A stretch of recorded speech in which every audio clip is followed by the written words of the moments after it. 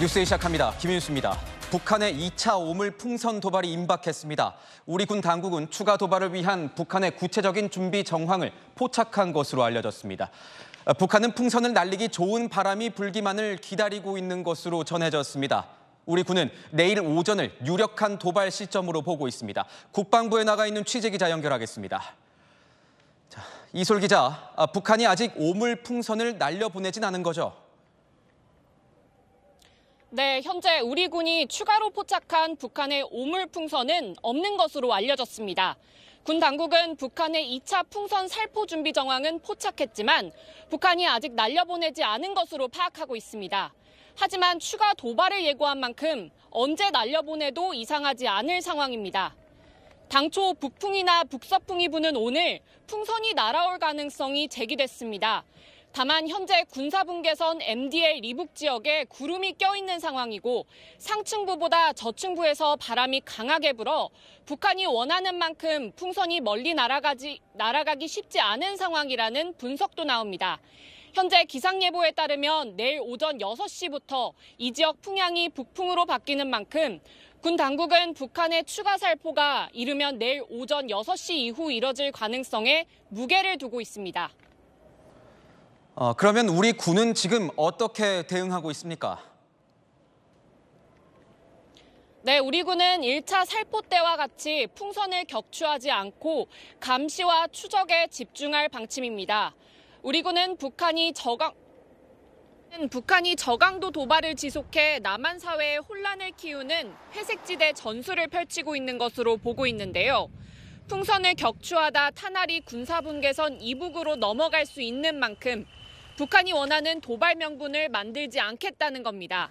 다만 가능성이 크지는 않지만 생화학 무기 등 유해 물질이 풍선에서 발견될 경우 즉각 군사적 대응을 할 수 있는 대비 태세를 갖춘 것으로 확인됐습니다. 신원식 국방부 장관은 싱가포르에서 열린 아시아 안보회의에 참석해 국제적으로 북한을 규탄했습니다. 정상 국가로서는 상상할 수 없는 치졸하고 저급한 행위입니다. 반인륜적이고 정전협정에 대한 명백하고 중대한 위반입니다. 그러면서 북한 문제 해결을 위한 국제사회의 공동 대응을 당부했습니다. 지금까지 국방부에서 전해드렸습니다. 북한은 1차 오물 풍선 도발 이후 오늘까지 나흘째 서북도서 일대의 GPS 전파를 교란하는 공격을 이어가고 있습니다. 우리 사회의 불안과 혼란을 부추기기 위해 사전에 치밀하게 짜인 계획에 따라서 관심을 계속 유도하려는 노림수로 보입니다. 이어서 권갑구 기자입니다. 북한의 GPS 교란 공격은 오늘 오전 6시쯤부터 약 7시간 반 동안 이어졌습니다. 발신지와 전파색이 모두 나흘째 비슷합니다. 피해 사례는 거의 없지만 여객선과 어선의 항법 장치가 잠시 오작동하는 등 곳곳에서 차질이 빚어졌습니다. 총 장애 신고 건수만 1,063건에 달합니다. 저희가 고기를 못 잡고 있죠, 지금. 계속 기름만 떼고 있고 호흡을 못 하니까 하다가 말고 들어오고 하다 말고 들어오고 그래서. GPS 교란은 북한 노동당 정찰총국 주도하에 벌어지는 것으로 알려졌습니다. 북한 전문가들은 오물풍선과 마찬가지로 괴롭힘 도발의 일환으로 보고 있습니다. 일각에서는 북한이 서해 북방 한계선 NLL을 부정하고 인접 지역에 긴장을 고조시키려 한다고 보고 있습니다. 올해 초 김정은 위원장은 해상 국경선이라는 단어를 사용하며 NLL 무력화 의지를 드러내기도 했습니다. NLL 인접 지역의 긴장 고조가 목적이다 이렇게 볼 수 있습니다. 주체와 원점이 불분명한 도발의 일환으로 원천적으로 GPS 교란 자체를 막기는 쉽지는 않은 상황입니다. 우리 군 관계자는 군사작전에 영향이 없고 맞대응을 하면 오히려 추가 도발의 명분을 줄 수 있어 대응하지 않고 있다고 밝혔습니다. 하지만 계속된 교란으로 우리 꽃게잡이 어선의 월북이나 민항기 이착륙 사고가 발생할 가능성도 배제할 수 없습니다. 우리 정부는 어제 북한의 연이은 도발에 좌시하지 않고 모든 조치들을 취해 나갈 것이라고 북한에 엄중 경고했습니다. 채널A 뉴스 권갑구입니다. 최상병 사망 사건 수사 축소 의혹과 관련된 소식으로 넘어가겠습니다. 이 사안의 쟁점인 VIP 경로설의 진실 공방은 이종섭 전 장관의 통화 기록이 공개되면서 갈수록 뜨거워지고 있습니다. 이와 함께 윗선 개입 의혹도 확산되고 있습니다. 무엇보다 통화 기록을 넘어서 통화 내용을 확인해야 이 사건의 실마리가 풀리는 만큼 공수처의 수사는 이제 대통령실을 향하고 있습니다. 손인혜 기자의 보도입니다. 지난해 8월 2일 국방부 검찰단이 경북경찰청에 이첩된 해병대 수사단의 최상병 사건 조사 결과를 회수해왔습니다. 이날 윤석열 대통령과 이종섭 당시 국방부 장관이 3차례 통화한 사실이 드러나면서 수사는 대통령실을 향하고 있습니다. 대통령까지도 조금 성역 없이 수사를 할 수 있겠냐. 공수처의 여러 가지 조직이 생겨난 그 맥락이 있지 않습니까? 거기에 부합하게 성실하게 수사를 해나갈 생각입니다. 이 무렵 이 전 장관의 통화 내역엔 대통령실 관계자들이 다수 등장합니다. 대통령실 내선 번호부터 김용현 경호처장, 김태효, 임종득 국가안보실 1, 2차장, 임기훈 국방비서관과의 연락이 이어진 겁니다.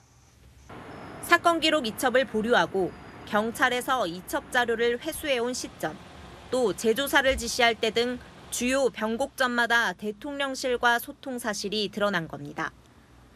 공수처는 당시 통화에서 부당한 지시나 압박이 있었는지 들여다보고 있습니다. 공수처는 조만간 국방부 신범철 전 차관과 박진희 전 장관 군사보좌관, 그리고 이 전 장관 등 국방부 윗선을 조사할 걸로 보입니다. 이들에 대한 조사를 마치는 대로 대통령실 관계자들을 순차적으로 조사할 것으로 예상됩니다. 수사 진척 상황에 따라 윤 대통령에 대한 조사 가능성도 제기됩니다. 채널A 뉴스 손인혜입니다. 민주당은 거짓말이 더 큰 거짓말을 낳는다면서 대통령실을 압박했습니다. 반면 대통령실은 윤석열 대통령이 최상병 관련 수사를 두고 지시를 하거나 외압을 행사한 적이 없다면서 공수처 수사를 지켜보자고 했습니다. 배두헌 기자입니다. 더불어민주당은 윤석열 대통령이 최상병 사건 수사 상황에 대해 관여했는지 밝혀야 한다며 오늘도 공세를 이어갔습니다. 변명으로 일관하고 있다고 생각합니다. 거짓말이 더 큰 거짓말을 낳고 그것을 더욱 키워가지고 거대한 국민적 분노를 키울 뿐 아니냐. 저희 민주당은 그렇게 보고 있습니다. 대통령실 관계자는 지난해 8월 2일 윤 대통령과 이종섭 당시 국방장관과의 3차례 통화에서 최상병 사건 관련 언급은 전혀 없었다는 기존 입장에 변화가 없다고 밝혔습니다. 생존자 구조도 아닌데 그렇게 무리하게 작전을 했느냐고 국방장관을 질책한 것 말고는 다른 게 없다는 겁니다. 저도 국방장관에게 이렇게 좀 질책을 했습니다. 왜 이렇게 무리하게 진행을 해서 이런 인명사고가 나게 하느냐. 이런 일은 절대 일어나면 안 된다. 대통령실 관계자는 이어 어차피 공수처에서 다 수사를 하고 있지 않느냐며 수사 상황을 지켜보면 될 일이라고 덧붙였습니다. 채널A 뉴스 배두헌입니다. 22대 국회 첫 주말인 오늘 민주당과 조국혁신당은 거리로 나갔습니다. 최상병 특검법 처리를 압박하기 위해 장외 집회를 연 겁니다. 탄핵이란 단어까지 공개적으로 언급했습니다. 국민의힘은 선동을 위한 생떼 정치라고 맞받아쳤습니다. 유승진 기자입니다. 22대 국회 문을 열자마자 민주당은 거리로 나왔습니다. 내가 이 나라의 주인이다. 아니 왕이다. 이렇게 주장하고 있는 것 같습니다. 국민의 뜻에 따르지 않은 국민의 일꾼은 존재할 수 없다는 것을 바로 우리가 직접 손으로 증명해야 하지 않겠습니까? 탄핵이라는 단어도 버젓이 언급합니다. 해병이 사망하는 사건을 방치하고 그것을 수사한 수사단장을 건드릴 수가 있습니까, 여러분? 이제 이 행동은 불법입니다.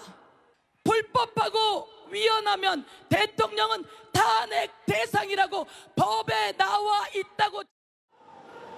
민주당보다 1시간 앞서 거리로 나온 조국혁신당은 용산 대통령실 앞으로 달려가 윤석열 대통령을 압박했습니다. 한동훈 씨처럼 얍삽하게 20자리 비밀번호 만들어 놓지 말고 비밀번호를 풀고 당신의 스마트폰을 공수처에 제출하라!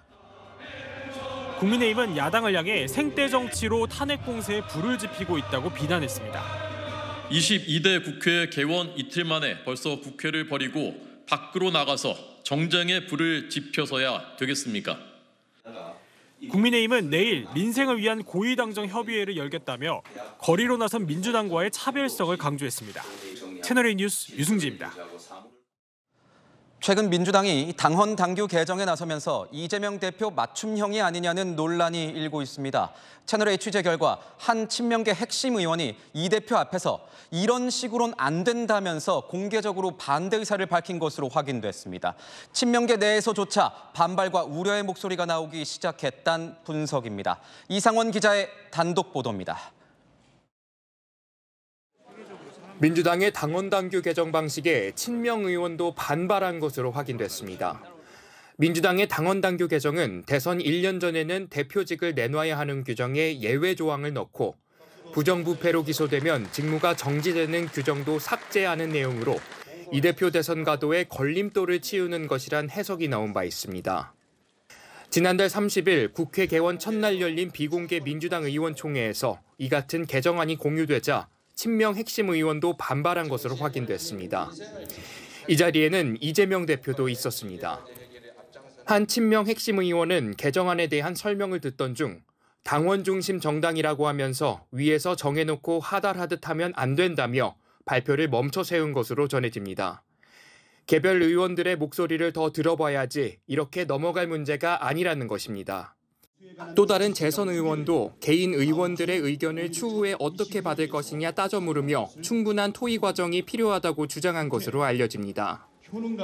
해당 친명 의원은 채널A에 정의롭지 못한 방식의 당헌 개정 방향이라며 공개적으로 다시 한번 말할 것이라고 밝혔습니다.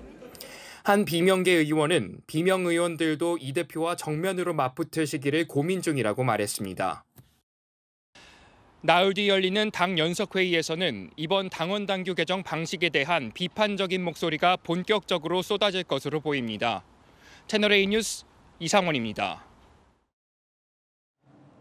문재인 전 대통령의 부인 김정숙 여사의 인도 방문 관련 단독 보도로 이어가겠습니다. 채널A가 2018년 인도 방문 당시 김정숙 여사와 함께했던 정부 대표단 명단을 확인했습니다. 살펴보니 김 여사는 특별수행원 신분이었고 대표단 단장은 도종환 당시 문체부 장관으로 되어 있었습니다. 당장 여권에선 영부인의 단독 외교라더니 단독 외교는커녕 수행원 신분으로 호화 출장을 다녀온 것이란 비판이 나왔습니다. 홍지은 기자의 단독 보도입니다.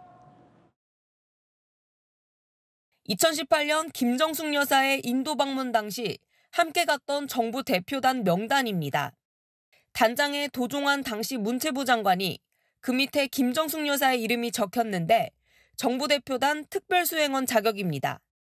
그동안 민주당 측은 영부인의 단독 외교라는 점을 강조했습니다. 인도 측의 공식 초청에 따라 김 여사가 방문하게 된 것이고 도 장관은 정부 공식 수행원으로 동행했다는 겁니다. 인도가 최초로 초청한 것은 김정숙 여사가 아니라 도종환 문체부 장관이었다는 것은 전혀 사실과 다릅니다. 도 장관은 정부 공식 수행원으로 동행한 것입니다. 확인 결과 공식 수행원으로 적힌 건 주 인도대사 부부였고 김정숙 여사는 특별수행원으로 분류된 겁니다. 문재인 정부 출신 관계자는 여사의 공식 직함이 없으니 특별수행원으로 표현한 것이라고 설명했습니다. 여당에서는 수행원 자격이면서 혈세를 낭비했다는 비판이 나왔습니다. 단독 외교는커녕 장관의 기껏해야 수행원 자격으로 다녀오시면서 6천만 원이나 되는 기내식 그 비용을 사용하고 전체로는 4억 가까운 국민 혈세를 그렇게 사용한 것이 맞는 일인지. 여당에서는 당초 문체부가 사전 결제한 출장 기간 식비 전체가 692만 원에 불과했는데 김정숙 여사가 합류하면서 기내식 비용만 당초 예산의 10배 가까이 늘었다는 주장도 나왔습니다. 문재인 정부 출신 관계자는 인건비, 이동비, 조리비 등 모든 금액에 합산된 것이지 한 끼 식사 금액은 아닐 것이라고 반박했습니다. 채널A 뉴스 홍재은입니다. 네, 11시랑 시작하겠습니다. 정치부 우현기 기자 나왔습니다. 첫 번째 주제 보겠습니다. 앞서 리포트에서 봤는데 인도를 방문한 김정숙 여사가 보입니다. 그런데 이 45명 중 27명 이건 뭡니까? 네, 바로 김정숙 여사와 함께 인도를 방문했던 문재인 정부 청와대 직원들입니다. 배현진 의원실 자료를 보면요. 이 당시 대표단 인원은 모두 45명인데요. 이 중 대통령 비서실이 11명, 안보실이 2명, 경호처가 14명이죠. 당시 청와대에서만 27명이 간 게 확인된 겁니다. 청와대에서만 27명. 방문단의 절반 이상이 이 청와대 직원인 건데 여권에서는 뭐가 문제라고 보고 있는 겁니까? 네, 이제 앞서 리포트에서 보셨듯이 이제 김 여사는 특별 수행원 자격으로 갔잖아요. 그러니까 여권에서는 이 수행원 자격인 영부인을 또 수행하려고 이 청와대 직원들이 대거 동원된 거 아니냐 이렇게 의심하는 겁니다. 또 그러면서 정작 비용은 문체부 예산을 끌어다 썼다 문제를 제기하는 거고요. 영부인을 수행원을 수행하기 위한 또 다른 청와대 식구들이 20여 명이 따라갔습니다. 정상적이라면 청와대 예산으로 처리됐어야 할 부분인데 그러면 이 사안에 대해서 민주당은 어떻게 보고 있습니까? 네, 제가 문재인 정부 청와대 출신 관계자에게 좀 물어봤습니다. 사절단을 보낸 건데 도대체 뭐가 문제냐 이렇게 반문하더라고요. 인도 측에서 지난 2018년 7월 정상회담 때 문 전 대통령 방문이 어려우면 대신 고위 사절단을 보내달라는 요청을 했다는 겁니다.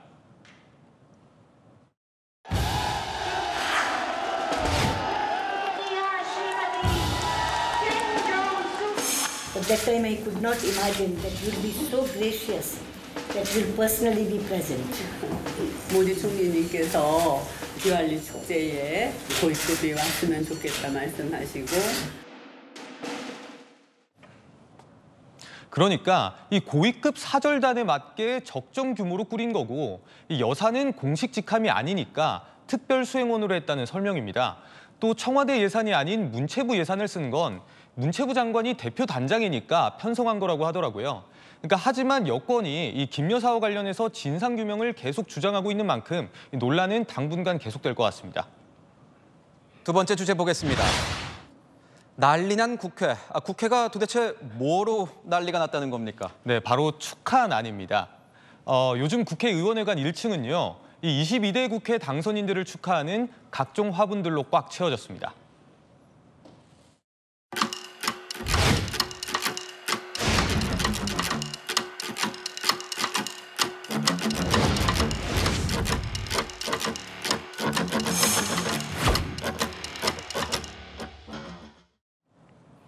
네, 대부분 피감기관들이 이 새로 뽑힌 의원들에게 눈도장을 찍기 위해 보낸 걸로 보이죠.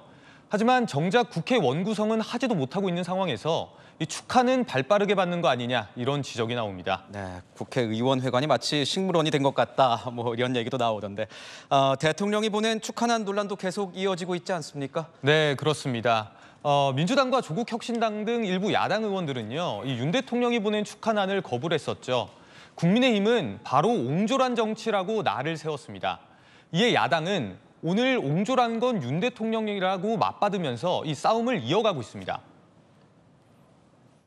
몰래 난 화분을 놓고 가는 행위를 협치로 보는 국민은 없을 겁니다. 거부권을 남발하는 거부왕 윤 대통령만큼 옹졸한 정치를 잘 보여주는 이는 없을 겁니다. 네, 반면 천하람 개혁신당 원내대표는 이 야당 의원들을 향해서 공과 사를 구별하지 못한 것이라고 일침을 가했고요. 22대 국회 시작 첫 주말부터 이렇게 사소한 걸 두고 여야가 티격태격 싸우는 모습을 보니 벌써부터 국민 피로감이 쌓여가는 것 같은데요. 이번 22대 국회는 좀 다른 모습을 보여줄 수는 없을까요? 네, 지금까지 여랑야랑이었습니다. 최태원 SK그룹 회장과 노소영 아트센터 나비관장의 이혼 소송 항소심에서 사상 최대 재산 분할 판결이 나온 뒤 연일 큰 파장이 일고 있습니다. 만약 대법원에서 이 판결이 확정될 경우 1조 3천억 원을 현금으로 지급해야 되는 만큼 일각에선 자금 조달이 쉽지 않을 거란 분석도 나옵니다. 만약 최 회장이 돈을 바로 마련하지 못한다면 하루 2억 원에 가까운 지연 이자 부담을 떠안게 됩니다. 이세아 기자의 보도입니다.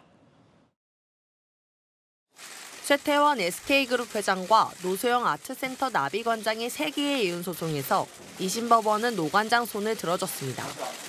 재판부는 최 회장 전 재산 약 4조 원 중 1조 3,808억 원을 노 관장 몫으로 인정하고 최 회장이 위자료로 20억 원을 줘야 한다고 판결했습니다. 법원은 뿐만 아니라 최 회장이 노 관장에게 이자도 내라고 명령했습니다. 2심 판결이 대법원에서 확정될 경우 최 회장이 확정일까지 재산분할금을 마련하지 못하면 다음 날부터 연 5% 지연 손해금이 붙습니다. 하루에 1억 8,900만 원, 1년치를 따지면 690억 원에 달합니다.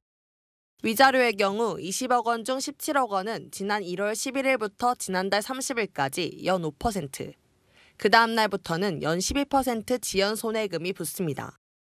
나머지 3억 원에도 이자가 붙는데 다 합치면 오늘 기준 위자료 지연 손해금만 1억 원에 달합니다. 다만 최 회장 측이 즉각 상고를 예고한 만큼 지연 이자를 바로 내진 않습니다. 역대 최고의 재산 분할이 선고되면서 성공보수도 역대 최고 수준이 될 거란 관측이 나옵니다. 통상 성공보수는 10% 미만으로 계약되는데 1%만 잡아도 로펌에는 138억 원이 돌아가게 됩니다. 혼인의 순결과 일부 일처제주의에 대한 헌법적 가치를 깊게 고민해 주신 아주 훌륭한 판결이라고 그렇게 생각합니다. 재판부는 변호사 비용 등 소송 비용의 70%도 최 회장이 부담하라고 명령했는데 최 회장이 상고를 예고하면서 소송 비용도 늘어날 전망입니다. 채널A 뉴스 이세아입니다. 네, 최태원 회장과 노소영 관장의 이혼 소송과 관련해서 가정법원 판사 출신 윤지상 변호사와 함께 좀 더 자세히 살펴보도록 하겠습니다. 어서 오십시오.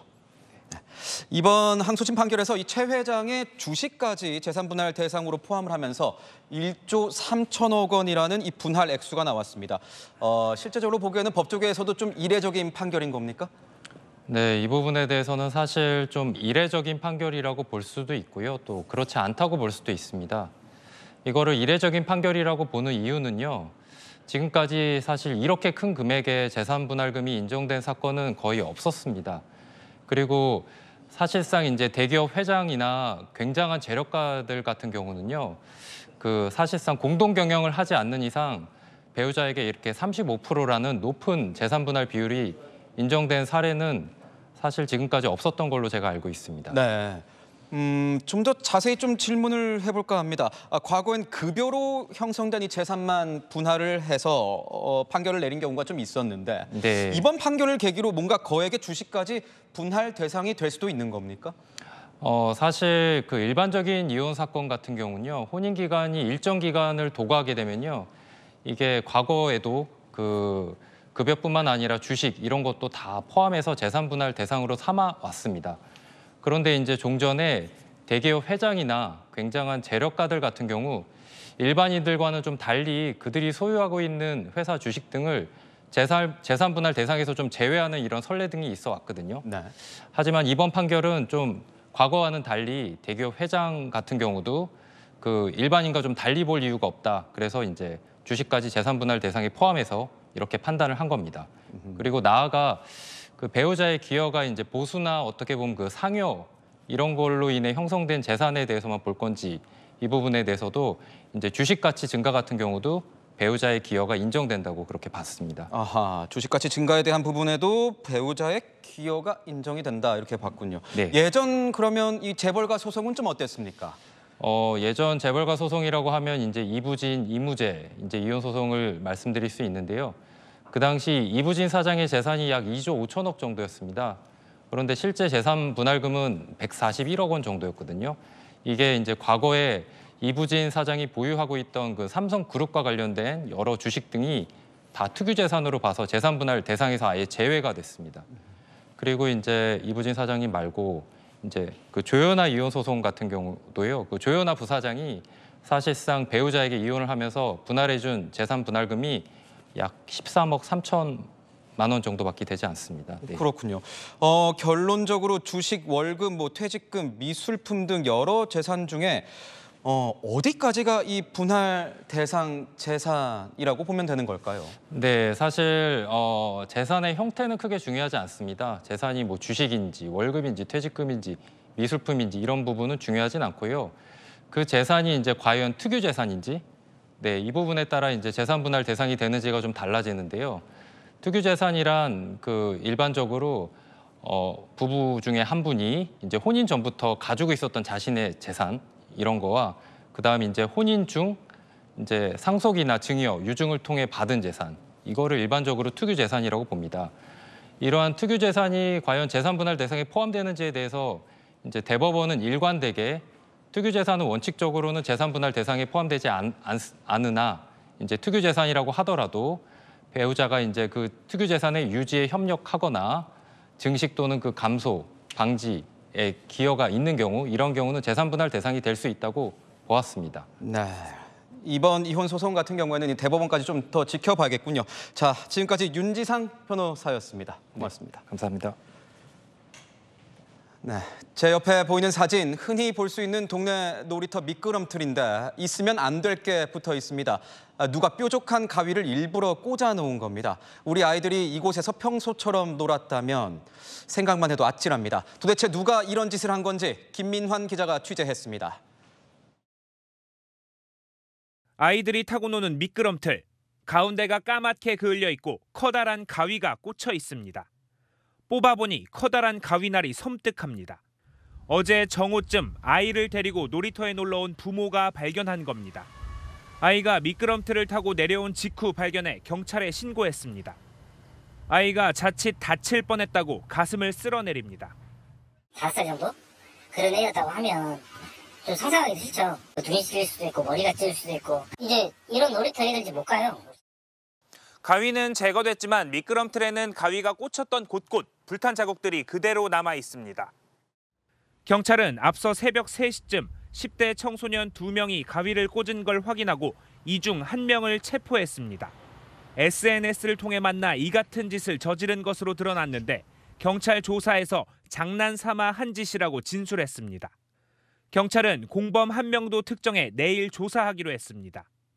장난으로 새벽 3시에 만나서 놀다가 라이터로 그저 가위를 아크릴에 퍽 꽂고 그냥 왔다.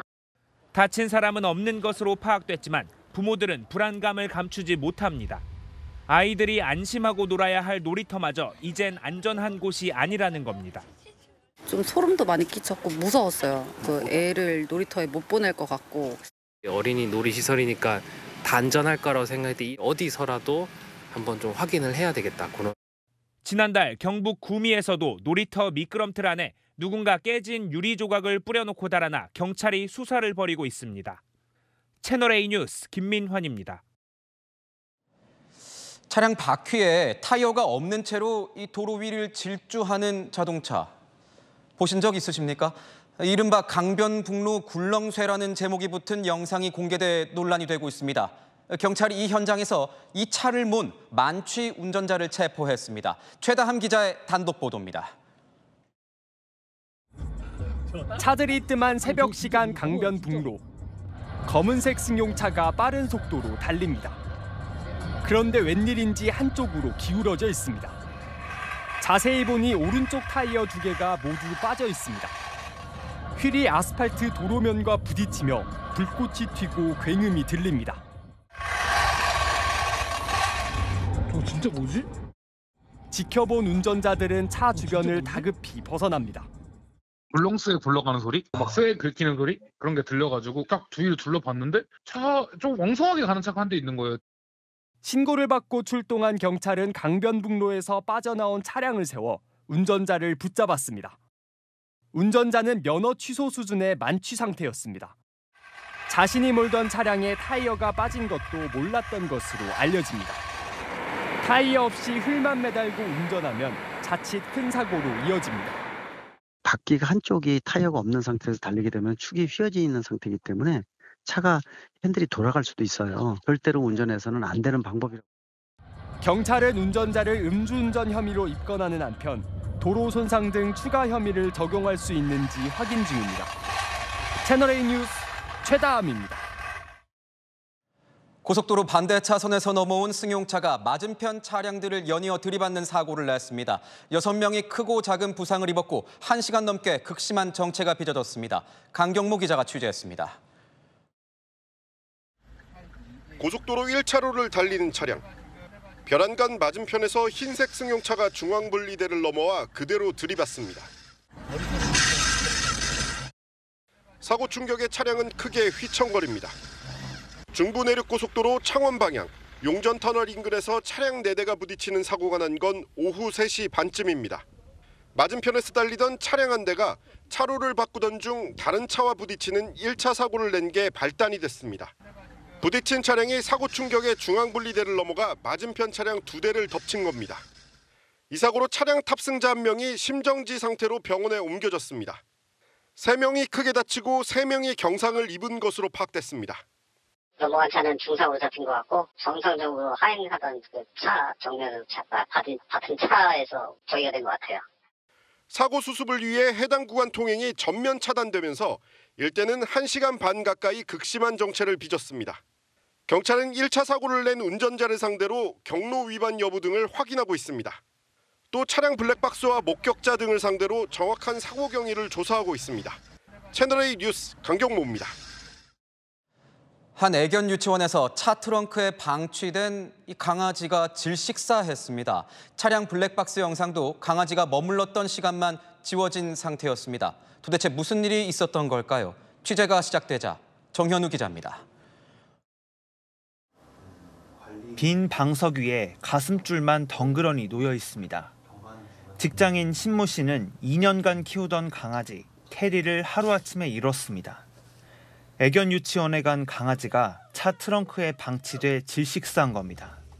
심심하고 할까봐 유치원에서 다른 강아지랑 사회화하기도 되게 좋으니까 그렇게 맡기는데 갑자기 전화가 와서 자기 눈앞에서 테리가 죽었다. 유치원 사장이 강아지를 데려간 건 아침 9시 반.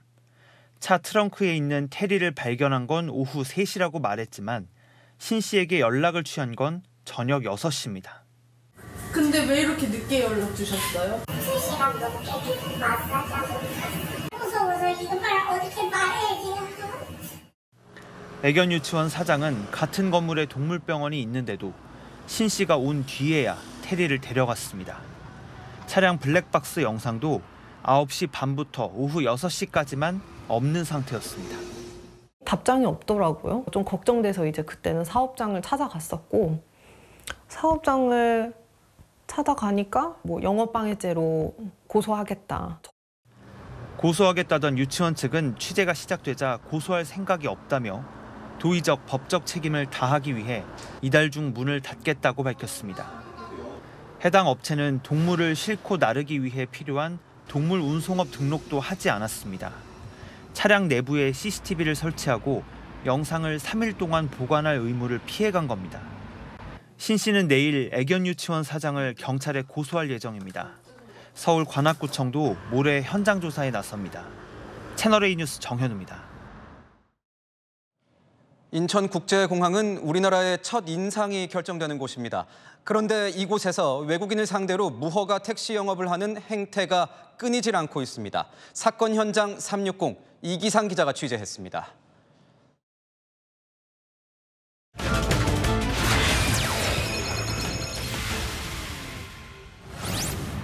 하루 15만 명 이상이 이용하는 인천국제공항입니다. 곳곳에 불법행위 신고 표지판이 붙어있을 정도로 렌터카 등 일반 번호판을 단 차량들의 불법 택시 영업이 여전히 기승을 부리고 있습니다. 해외 여행객들이 쏟아져 나오는 인천공항 입국장. 중년 남성들이 여행객을 따라가 호객 행위를 합니다. 호객에 성공한 남성이 외국인 여성을 데리고 어디론가 향합니다. 여성의 짐을 끌고 여러 번 에스컬레이터를 갈아타며 한참을 이동합니다. 건물 밖 단기 주차장 쪽으로 향하더니 검정 승합차로 여성을 데려갑니다. 일반 번호판을 단 렌터카인데 불법 택시 영업을 하고 있는 겁니다. 차량을 본 외국인 여성은 탑승을 거절합니다. It was weird. I was standing there and he's like, "Oh, do you want a taxi?" I was like, "Yeah, okay." And he brought me all the way to this area. 일반 택시와 다른 모습에 불안감을 느낀 겁니다. And he opened up the trunk and there was gloves and a rope. And he was looking around everywhere around us. So I decided to grab my luggage and leave. 취재진이 호객하는 기사들에게 접근해봤습니다. 바로 목적지를 묻고는 가격을 제시합니다.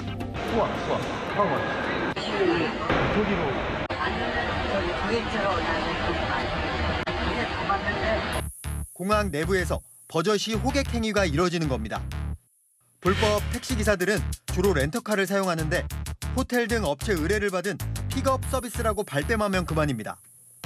우리 회사 차를 렌트카 부르시니까 일단 호텔까지 데리고 가서 저는 그냥 회사로 가는 거예요. 가격대가? 전부 회사 가라. 불법이나 이런 건 아니고? 아니죠. 절대 아니죠. 돈을 주고받는 장면만 안 걸리면 적발이 안 되다 보니 단속을 비웃듯 영업을 이어갑니다. 승객이 자연인지 확인해야 되는데 손님이 거부하거나 아니면 지인관계라도 거짓말하는 사례가 좀. 최근엔 중고거래 플랫폼 등 SNS를 이용해 불법 택시 영업을 하다 적발되기도 했는데 운전자는 심지어 운전면허가 없었습니다. 불법이라는 인식도 부족합니다. 너무 많이 바꾸니까는 우리한테 와가지고 피해를 보는 거죠. 먼저는 신고를 났잖아요. 3만 원 받고 저희 어려움 쓰면은 신고만 하면 다 잡혀요. 사고가 나도 범죄가 발생해도 속수무책일 수밖에 없는 불법 택시. 실효성 있는 단속이 시급합니다. 사건 현장 360 이기상입니다. 트럼프 전 대통령, 미국 역사상 처음으로 형사사건 유죄 판결을 받은 전직 대통령이 됐습니다. 대선의 악재가 될 거란 평가가 많지만 오히려 트럼프 측은 큰 소리를 치고 있습니다. 워싱턴 최주연 특파원이 전합니다. As far as the trial itself, it was very unfair. It was a rigged trial. So we're going to show them that we're going to fight. 성추문 입막음돈 재판에서 34개 혐의 모두 유죄 판결을 받은 도널드 트럼프 전 대통령. 판결 다음 날인 현지 시각 어제 기자회견을 자처해 지지자들에게 다음 달에 나올 1심 선고 결과와 상관없이 변함없는 지지를 당부했습니다. Crooked Joe Biden, the worst president in the history of our country. He's the worst president in the history of our country. November 5th is going to be the most important day in the history of our country.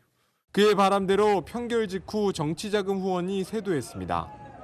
트럼프 선거 캠프는 재판 뒤 반나절도 채 안 돼 소액 후원이 3,480만 달러, 우리 돈 약 480억 원 모였다며 1일 후원 모금액 기준 사상 최대치를 기록했다고 밝혔습니다.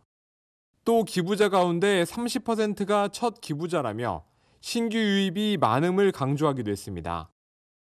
미 정치 전문 매체 폴리티코는 이번 판결은 트럼프 측이 지지 기반을 더 공고히 하는 계기를 만들어주었다고 평가했습니다. 라이벌인 조 바이든 미 대통령은 트럼프의 사법 리스크를 맹공격했습니다. They found Donald Trump guilty on all 34 felony counts. It's irresponsible for anyone to say this was rigged just because they don't like the verdict. 유죄 판결 이후 처음 실시된 로이터 통신의 여론조사에서 바이든 대통령은 트럼프 전 대통령보다 2%포인트 소폭 앞서는 것으로 나타났습니다. 일각에서는 유죄 판결이 트럼프의 발목을 크게 잡을 것으로 보였지만 예측이 빗나갔다는 분석도 나오고 있습니다. 워싱턴에서 채널A 뉴스 최주연입니다.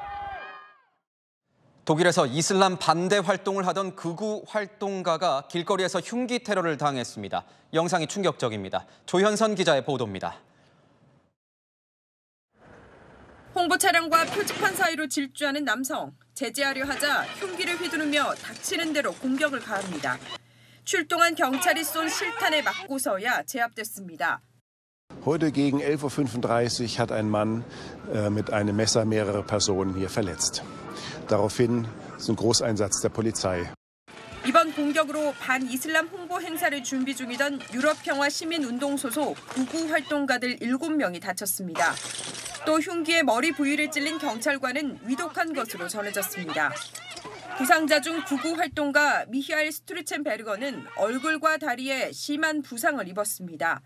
독일의 벨트지에 따르면 스투르첸베르거는 응급수술을 마쳤고 이후 SNS를 통해 의료진에게 감사 인사를 전한 것으로 알려졌습니다. 이날 광장에서 정치적 이슬람에 대한 규명을 주제로 연설하기 앞서 유인물을 나눠주다 피습을 당했습니다. 극우단체 소속으로 지금은 해체된 반이슬람 성향 우파 정당인 자유당 대표도 지낸 바 있습니다. 바이에른주 헌법수호청이 극단주의 감시 대상으로 지정한 인물입니다. 슈피겔 등 독일 매체들은 용의자는 20대 아프가니스탄 출신으로 마나임에서 40km 떨어진 지역에 살았다고 보도했습니다. 마나임 시장은 이번 공격을 테러 공격으로 규정했습니다. 유럽의 선거를 앞두고 독일에서는 이달 초부터 정치인을 겨냥한 테러가 잇따르고 있습니다. 채널A 뉴스 조현선입니다. 미국의 한 법원에서 황당한 사건이 발생했습니다. 무면허 운전 때문에 재판을 받게 됐는데 무면허 운전을 하면서 이 생중계로 재판을 받은 겁니다. 문예빈 기자가 취재했습니다. 엄숙한 분위기의 재판장. 화상으로 참석한 피고인은 친구와 통화하듯 편안한 자세입니다. 이 피고인은 차 안에서 운전 중이었습니다. Mr. Harris, are you driving? Actually, I'm pulling into my doctor's office, actually. So just give me 1 second. 현지 시각 지난달 중순, 미국 미시간주에서 44살의 남성이 화상 재판에 참석한 모습입니다.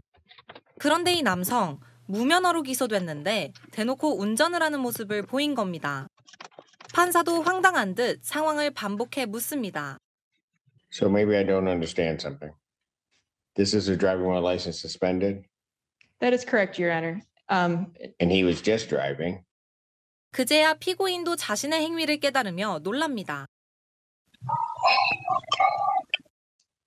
결국 판사는 이날 저녁까지 무면허 운전을 자수하지 않으면 교도소행이라고 경고하며 재판을 마무리했습니다. 이후 남성은 현지 매체와의 인터뷰에서 아내가 아파 빨리 병원에 가던 중이었다며 고의로 그런 것이 아니라고 해명했습니다. 미국 내 화상 재판은 코로나19 사태 이후 확대되고 있습니다. 하지만 논란도 끊이지 않습니다. I have another surgeon right here who's doing the surgery with me, so I can stand here and allow them to do the surgery also. Not at all. I don't think so. I don't think that's appropriate. 2021년 캘리포니아주에선 교통법규 위반으로 기소된 한 의사가 수술을 하면서 재판에 참여하는 황당한 일도 벌어졌습니다. 채널A 뉴스 문예빈입니다. 오늘부터 식품과 음료, 프랜차이즈 메뉴 가격이 줄줄이 인상됐습니다. 소비가 줄어들까 봐 유통업체들이 할인 행사를 하고 있는데 구름 인파가 몰리고 있습니다. 김재혁 기자가 취재했습니다. 대형마트 정육 코너가 사람들로 북적입니다. 100g당 990원에 파는 소고기를 사기 위해 몰려든 겁니다. 반값인 호주산 소고기는 행사 시작인 그제부터 연일 품절 행렬입니다. 오늘은 1시간 만에 모두 팔렸습니다. 할인해주는 건 좋죠. 할인 물건 골랐잖아요. 다른 건 비싸서 못 사겠더라고요. 배달비까지 하면 치킨 한 마리에 3만 원이 넘자 10,000원이 안 되는 마트의 가성비 치킨도 인기입니다. 랍스터도 한 그릇에 14,000원이 넘는 평양냉면보다 저렴한데 소비자들은 할인폭이 큰 물건 위주로 장바구니에 담느라 분주합니다. 발품을 팔면은 좀 싸거든. 지금 이런 거 같은 경우도 뭐 1+1 이런 거 이렇게 아끼면 되는 거지 뭐. 밥상에 오르는 김과 간장 가격 인상이 잇따르는 가운데 간식거리인 초콜릿과 음료도 오늘부터 일제히 가격이 올랐습니다. 한 푼이라도 아끼려는 소비자들은 초특가 상품을 사기 위해 발품을 팔고 있습니다. 채널A 뉴스 김재혁입니다. 6월의 첫날인 오늘 벌써 해수욕장이 개장했습니다. 이른 무더위에 서둘러서 이 피서객 맞이에 나선 겁니다. 홍진우 기자의 보도입니다. 뜨거운 햇살 아래 백사장의 사람들이 한가득입니다. 밀려드는 파도에 몸을 던지며 더위를 잊습니다. 부모 손을 잡은 아이들은 바닷물에 발을 담그고 모래성을 쌓느라 시간 가는 줄 모릅니다. 바닷물에 못 들어오겠지? 아름다운 성을 쌓았어요. 올해 처음으로 부산 해운대와 송정 해수욕장 두 곳이 문을 열었습니다. 6월 한 달 부분 개장한 뒤 7월부터 전면 개장합니다. 최근에 5월 달에 되게 더웠었는데 이제 해수욕장으로 옴으로써 좀 무더위가 날아가는 것 같습니다. 요새 날씨가 많이 더워서 좀 바다를 오고 싶었는데 많이 시원하고 시설도 되게 잘 돼 있어서 되게 좋은 것 같아요. 부산 해운대구는 안전요원 100여 명을 심야까지 24시간 배치합니다. 빨간색인 방루도 각각 다른 색으로 설치됩니다. 수상사고 등 발생 시 위치를 쉽게 파악하기 위해서입니다. 이한유 안전정보도 실시간으로 제공할 예정입니다. 전국 해수욕장들도 개장을 앞두고 막바지 준비에 분주합니다. 특히 여름이 빨라지면서 조기 개장하는 곳들이 늘었습니다. 강릉 경포대는 오는 29일 개장하는데 동해안에서 6월 개장은 올해가 처음입니다. 제주 지역 해수욕장들도 평년보다 일찍 개장해 비서객들을 맞습니다. 채널A 뉴스 홍진우입니다. 6월의 첫날인 오늘 서쪽과 동쪽의 날씨가 극명하게 달랐죠. 동쪽 지방의 비는 내일 저녁까지 오락가락한다고 보시면 됩니다. 일단 오늘 새벽까지 강원과 경북에는 돌풍과 벼락이 동반된 강한 비가 쏟아질 때가 있겠습니다. 동쪽 지방의 비는 내일 아침 다시 시작돼 저녁 6시 넘어서야 차츰 그치겠습니다. 비의 양은 5에서 20mm 정도로 많지는 않겠습니다. 반면 서울 등 서쪽에 위치한 지역에서는 오늘만큼 맑고 덥겠습니다. 내일 아침 기온은 서울과 부산 16도로 오늘보다 조금 낮아집니다.